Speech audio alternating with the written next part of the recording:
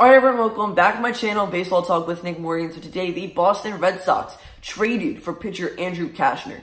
And this is big. We only have about 2 weeks left before the July 31st trade deadline, and it's one of the only moves we've seen so far in Major League Baseball, not just the Boston Red Sox alone. I'm really excited to talk about this today because the Boston Red Sox were in desperate need of the fifth starting pitcher. Now, you guys know I'm not a Red Sox fan. I like the Yankees, so this is huge, because this is potential competition now with the New York Yankees and the Boston Red Sox, as the Red Sox are looking to be a lot better now that they have Cashner on the team. So we're going to take you through this trade, who the Orioles received, what the Red Sox now have rotation-wise with Cashner on the squad, and all that good stuff. So let's get right into it. The Boston Red Sox in 2019 are 50-42. They're currently 1.5 games back of the Oakland Athletics for the second wildcard spot. Now, the first wildcard spot goes to the Tampa Bay Rays, who are also in the AL East division with the Red Sox. And what is preventing both the Rays and the Red Sox from being first place in our division? The New York Yankees, who are currently unstoppable. I mean, they just lost to the Blue Jays last night, but the first half they have been very good, especially since they've had a lot of injuries. They've worked around that well, and they're winning a lot of games. I don't think they're going to slow down, and if the Red Sox really want to make a postseason appearance, they need to reach the wild card somehow, some way. So they need a lot more wins, and securing Andrew Cashner is really going to help them. Now, just a quick overview again here. You have the Red Sox acquiring Andrew Cashner via a trade with the Baltimore Orioles. And in return, Baltimore is going to receive two 17-year-old prospects. One is a 17-year-old Elayo Prado, and the other is infielder Noelberth Romero. Now, we're going to talk about Andrew Cashner and what he is going to be doing for the Boston Red Sox now that he is with the team. So Cashner will fill the fifth rotation spot. The other guys in the rotation so far are Chris Sale, David Price, Eduardo Rodriguez, and Rick Porcello. Now, Chris Sale last night had a really disappointing loss against the Los Angeles Dodgers. He called himself a liability, and essentially you can't have that if you're trying to win as many games as possible and make it to the postseason. So Andrew Cashner, before coming to the Red Sox, was actually really good with the Orioles, and in my personal opinion, he was way overlooked. The Red Sox, when it came to trying to put someone in that fifth rotation spot, I'm pretty sure I read that players were 2-7, which is not very good. They lost the majority of their games, and if you're the number 5 guy in any rotation, sometimes you're ending up facing either a really bad team at the start of a series or the end of a series, or just a mediocre or good team at some point. And if you're looking for the series win or a sweep, you really have to be on your game. And I think Andrew Cashner will be able to do that for the Red Sox. So Nathan Eovaldi has been out since the middle of April, and that's why all of this all these rotation problems have been occurring, because there was no number 5 guy until yesterday when the Red Sox got Cashner. So in 2019, I said how Cashner was overlooked. He has 17 starts and a 9-3 record. Now, his ERA is a little high with a 3.83 ERA, but he has 96.1 innings pitched, 66 strikeouts, and a 1.19 whip under his belt so far this year.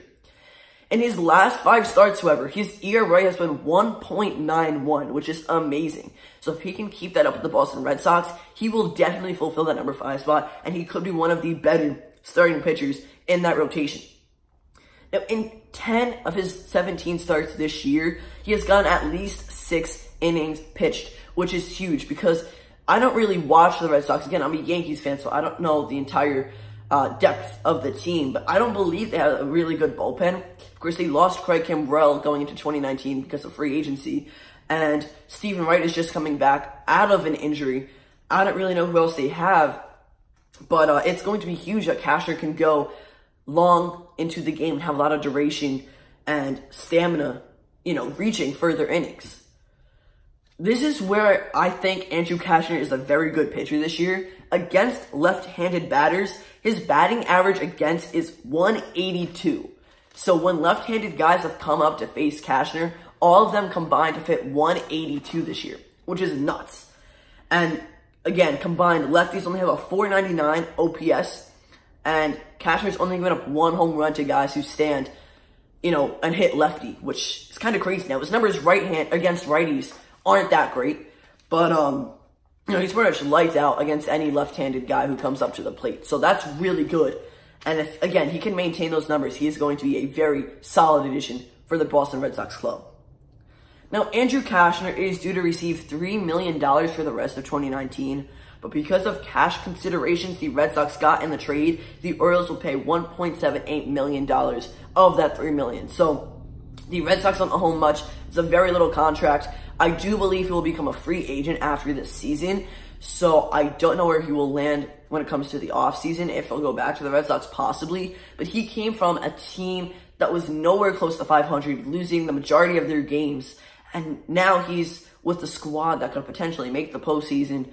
They have a winning record. They're way over 500. Like, this is big for Cashner. This could definitely boost his mentality and his statistics. I don't know if there will be, like, some sort of step back with him, though, because he's pitching with a better team. There might be a little bit of nerves going into every game. But we'll just have to wait and see. I do believe his first start with the Red Sox is scheduled for Tuesday, July 16th against the Toronto Blue Jays.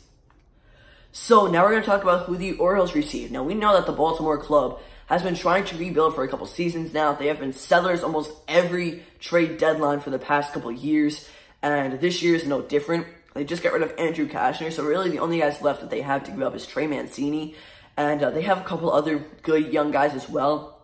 So we'll see if they deal anyone else by July 31st.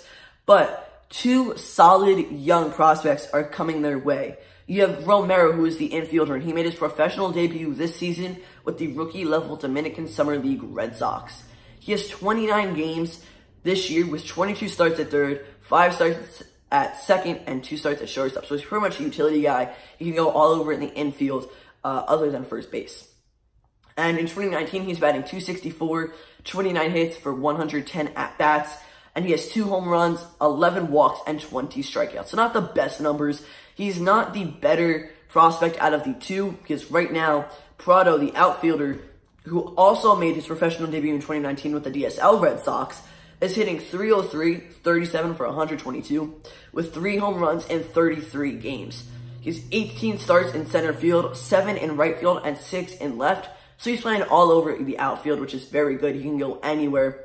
And especially for the Orioles, I mean, they're not going to call up a 17-year-old, at least I don't think, this year. But whenever they do use him, if they don't sell him, he could be used anywhere.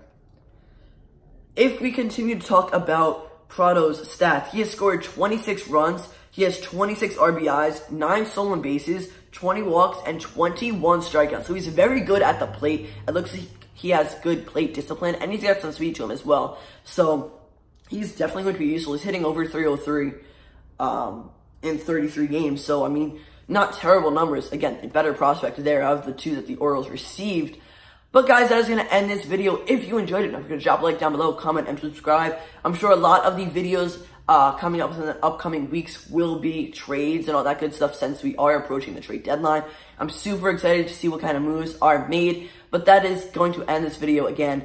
So if you aren't subscribed, you're on the road to 1K. Go ahead and click that red sub button down below if you haven't already. Thank you all so much for watching this video. I'll see you all next time. Peace.